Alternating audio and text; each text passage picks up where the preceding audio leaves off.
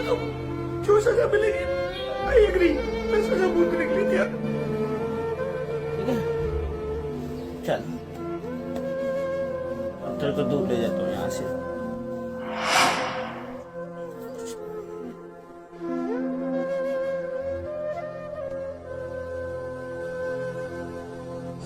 मैं रेहाड़ी में मौजूद हूँ। रेहाड़ी में एक कत्ल हुआ है हमारी मिस्टी का।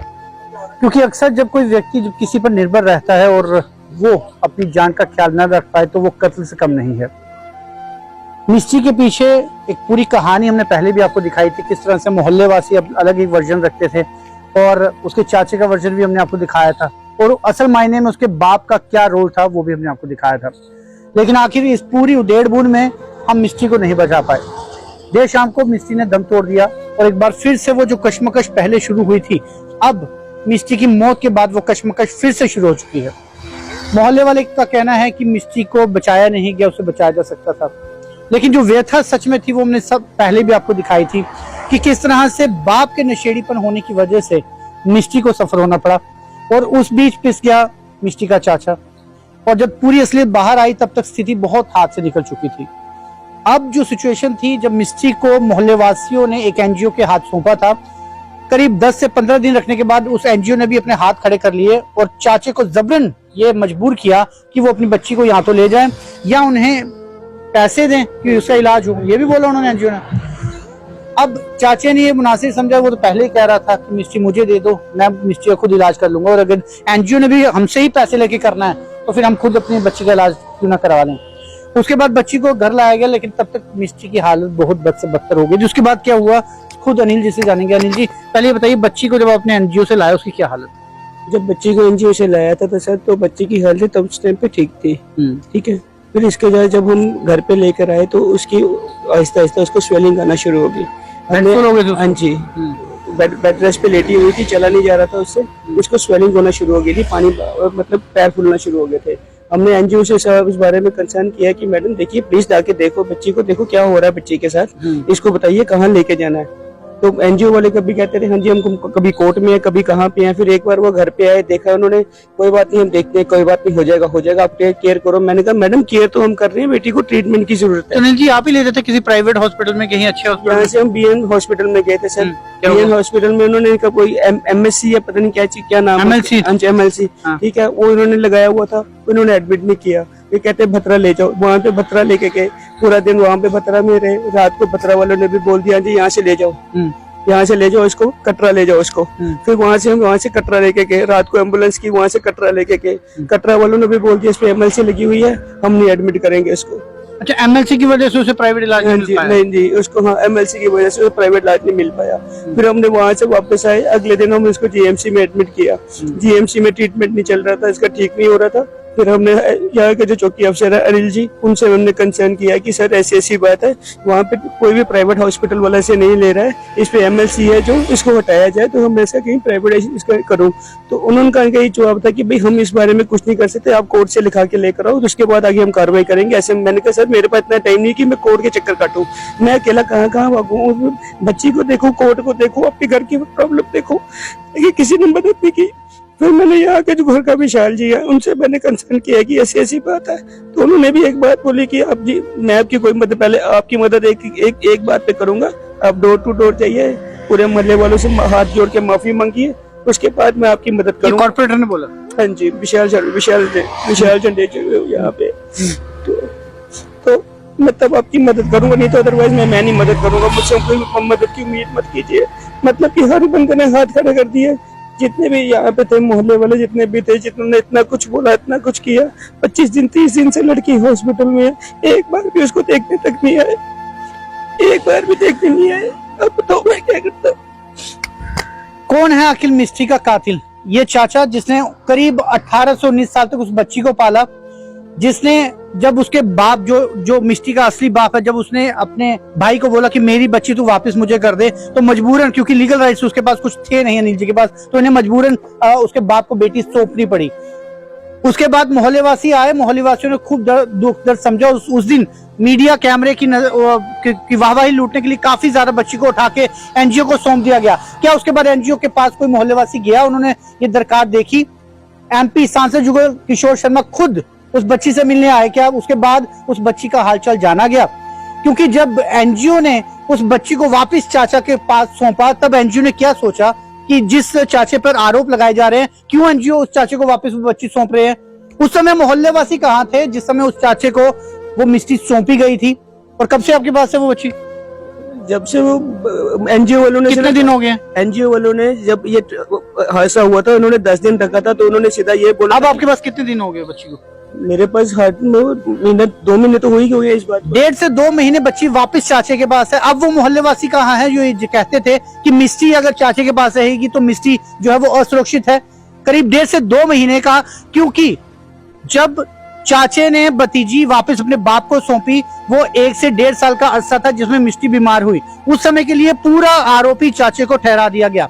अब जब 1.5 से 2 महीने से एनजीओ से बच्ची चाचा को सौंपी गई है, जो मोहल्ले वासियों के मुताबिक ये मुख्य आरोपी है, तो 1.5 से 2 महीने के मुख्य आरोपी के बाद वो बच्ची थी, तब वो समाज सेवी मोहल्ले वासी कहाँ थे? उन्हें क्यों दुख दर्द महसूस नहीं हुआ कि 1.5 से 2 महीने में हमें बच्ची को बचाना है? तो उस समय 1.5 से 2 साल चाचे का बच्ची को बाप के पास भेजना जितना दोषी ये करार होते हैं, 1.5 से 2 महीने तक चाचे के पास बच्ची होना, मोहल्ले वासियों का ना पूछना, वो भी उतने ही दोषी होते हैं जितना उस समय चाचा था।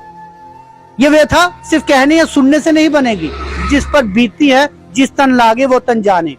ये आंसू जो बह रहे हैं, ये हाथ से बच्ची खोने का है।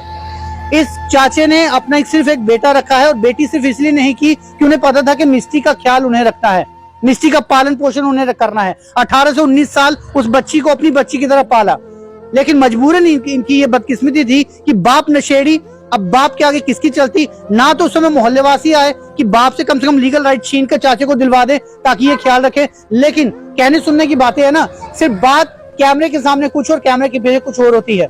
ये असल मायने में जिंदगी का सच है जो मैं आपको दिखा पा रहा हूँ। अगर इसमें आपको कुछ कटाक्ष करना आपको गलत लगता है तो आप मुझे बुलाइए, मैं आमने सामने आपके साथ बात करने के लिए भी तैयार हूँ, क्योंकि साक्ष्य जो होते हैं वो कभी मिटाए नहीं जा सकते। अब असल मायने में यदि 1.5 साल उस जो बच्ची को चाचे ने अपने से दूर किया, जितना दोषी ये है, इस समय 1.5 से 2 महीने तक बच्ची का चाचे से हालचाल ना पूछना, उसे एमएलसी कटवाकर वापस किसी प्राइवेट हॉस्पिटल में इलाज ना करवा पाने की इनकी जो घुटन थी, उस घुटन को मोहल्ले वासियों द्वारा साझा न करना, वो उतने ही दोषी है जितने वो चाचे को ठहराते हैं। और इस समय पुलिस को भी मामला दर्ज जरूर करना चाहिए कि अब दोषी कौन है। उस समय जिस तरह से मामला पुलिस ने दर्ज कर एमएलसी करवा दी, और उस एमएलसी की वजह से उस बच्ची का इलाज नहीं हो पाया। तो मैंने कितनी बार बोला एमएलसी सर इसका हटा दो, एमएलसी हटा दो, इसका मैं इसका ट्रीटमेंट बाहर कराता दूं जी। मैं बाहर भी चलो जैसे भी है करके मैं बाहर भी ले जाऊंगा, उसका ट्रीटमेंट करो, लेकिन किसी ने भी कोई हेल्प नहीं की। अगर उसकी एमएलसी हट गई होती तो आज शायद मेरी बेटी मेरे साथ होती। एमएलसी और जिस मोहल्ले वासियों के दबाव की वजह से पुलिस को एमएलसी करनी पड़ी, तो उस मोहल्ले वासी वो जो है वो एमएलसी हटाने के लिए दबाव भी बना सकते थे। और यदि जैसा अनिल जी बोल रहे हैं कि पार्षद ने ये बोला है कि मैं मदद तभी करूंगा जब आप डोर टू डोर माफी मांगने आएंगे, तो आपसे बड़ा उदारवादी कोई लीडर जो है वो नहीं हो सकता कि जो एक बेबस चाचा जो कि एक पिता के रूप में सेवा कर रहा था, उसे इस तरह से दर दर भटकने के लिए आपने मजबूर किया। तो कहीं ना कहीं वो बच्ची जो इस समय ऊपर अपना रास्ता तय कर रही है, वो इन चीजों बातों को जरूर तय करेगी और इंसाफ जो है अपना जरूर लेके रखेगी। आज इसका संस्कार था, हम संस्कार के लिए लेके गए रात को। मैंने रात को जब उसकी डेथ हुई तो मोहल्ले वाले सब आ गए, इन्होंने बोला नहीं जी हमने इसका वो क्या कहते हैं पोस्टमार्टम करवाना हमने इसका। तो मैंने कहा ठीक है जी करवा लो, हम कौन होते हैं, आप बाप से पूछो, बाप अगर पोस्टमार्टम करा, हमने जो अपना फर्ज करना था हमने निभा लिया। अगर बाप को शक है, मेरे पे शक है, या पोस्टमार्टम आपको शक है तो करवा लीजिए पोस्टमार्टम। मैं बेटी को यहाँ पे छोड़ जाता हूँ हॉस्पिटल में, वहाँ पे जो जहाँ पे डेड बॉडीज रखते हैं वहाँ पे रखा था, मैंने उनको बोला इसका पोस्टमार्टम करवा दीजिए। आज सुबह मैंने सबको बोल रहा हूँ कि भैया कि क्या करना है, तो बाप इसका बोलता नहीं, रहने दे पोस्टमार्टम रहने दे, हम ऐसे ले जाते हैं। मैं कहा ठीक है, वहाँ से मैंने वहाँ से डिस्चार्ज लिया, जो हॉस्पिटल बच्ची का पोस्टमार्टम हो रहा है। हाँ जी हाँ, वहाँ पे पहले भी संस्कार लेने के, संस्कार करने के, तो वहाँ पे सारे मोहल्ले वाले पहुंच गए, वहाँ पे हुआ मचा दिया, मीडिया को बुला लिया, पुलिस बुला ली, वहाँ पे ऐसा करो जी वैसा करो जी, हमने इन्होंने पोस्टमार्टम नहीं किया, इन्होंने बच्ची को मारा है। एक बंदा कहता है कि हाँ जी इन्होंने 5 बजे, शिल्पी ने 5 बजे इसको कुछ खुआया, जबकि शिल्पी 5 बजे वहाँ पे थी ही नहीं। मैं शिल्पी को लेके किसी अपने प्राइवेट वाले के पास जाना था, किसको दिखाने के लिए हम वहाँ पे जा रहे थे।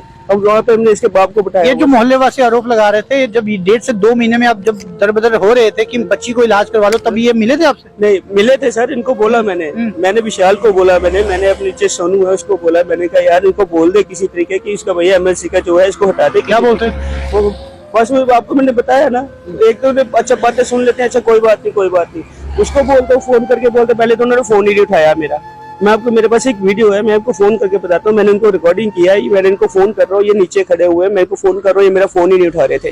ठीक है, उसके बाद मैंने सरदार साहब से कंसर्न किया, सिंह साहब से कंसर्न किया, सिंह साहब को मैंने चीज बोली, सिंह साहब की ऐसी ऐसी बात है, आप मेरी वीडियो मत बनाइए, लेकिन मेरे को यहाँ पे आके कोई राय दे दीजिए कि मैं बेटी को कैसे क्या करूं, इसे एमएलसी हटाने के लिए क्या होना चाहिए, कौन सा प्रोसीजर है वैसा हो। लेकिन वो भी, उन्होंने भी यही चीज बोली कि आपने मेरे पे कोई नोटिस निकाला हुआ है तो मैं आपके पास नहीं आ सकता, मैं आपको कोई राय नहीं दे सकता। मतलब कि सरदार साहब ने भी हाथ खड़े कर लिए। मैं सरदार साहब से एक ही बात पूछना चाहता हूँ, सरदार साहब एक बार अगर आप इंसानियत के तौर पे मेरे को कुछ राय दे रहे थे तो बात उस टाइम पे भी कुछ और होती। ठीक है, हमारे से कोई गलती हुई है, क्योंकि उस टाइम पे मैं एक अकेला इंसान हूँ, मैंने फैमिली भी देखनी है, बाहर का भी देखना, हर चीज देखनी है मैंने।